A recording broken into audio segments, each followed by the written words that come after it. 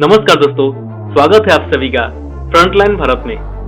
आज हम बात करेंगे उस ऑपरेशन की जिसने म्यांमार की धरती पर बैठे भारत के दुश्मनों को चौंका दिया।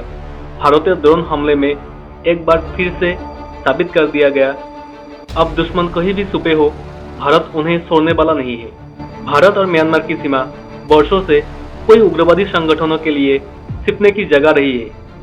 विशेषकर मणिपुर और नागालैंड के उस उग्रवादी समूह सीमा पार म्यांमार के जंगलों में अपने कैंप बना लेते हैं और वहीं से भारत पर हमला की योजना बनाते हैं। इन संगठनों में शामिल है उल्फा आई। हाल के महीने में इनका भारत में आतंकी गतिविधियों में बढ़ता दखल सुरक्षा के लिए चिंता का विषय बना हुआ था। भारतीय खुफिया एजेंसियों ने जब इन गतिविधियों की सटीक जानकारी इकट्ठा की तो निर्णय लिया गया इन आतंकियों के कैंप को सीमा पार म्यांमार में ही खत्म किया जाएगा। 13 जुलाई रविवार को भारतीय खुफिया एजेंसियों ने भारतीय सेना के द्वारा विशेष ड्रोन हमले की योजना बनाई।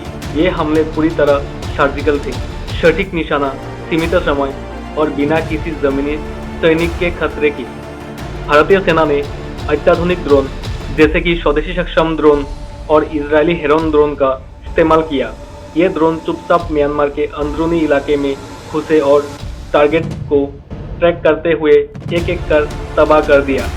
खबर सुनने को आ रहे हैं कि हमले में कम से कम 4 आतंकी कैंप को नष्ट कर दिया गया और 30 से ज़्यादा उग्रवादी मारे गए, कोई घायल हुए और कोई हाई प्रोफाइल आतंकी कमांडर भी इस हमले में मारे गए। भारत ने फिर दिखा दिया कि वो अपनी संप्रभुता से कोई समझौता नहीं करेगा, चाहे हमला देश के अंदर हो या सीमा पार से, जवाब जरूर मिलेगा।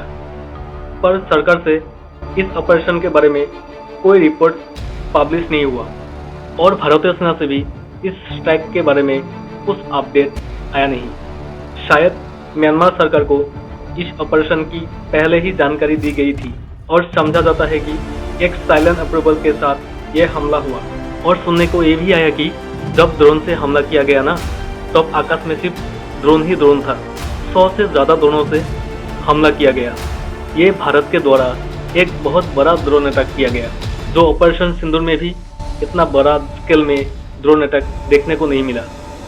और उल्फा आई ने सोशल मीडिया पर एक प्रेस रिलीज भी जारी करता है और उसमें कहता है कि भारतीय सेना ने उन पर बहुत बड़ा हमला कर दिया और उल्फा आई के द्वारा रिटेलिएशन की भी बात कही गई।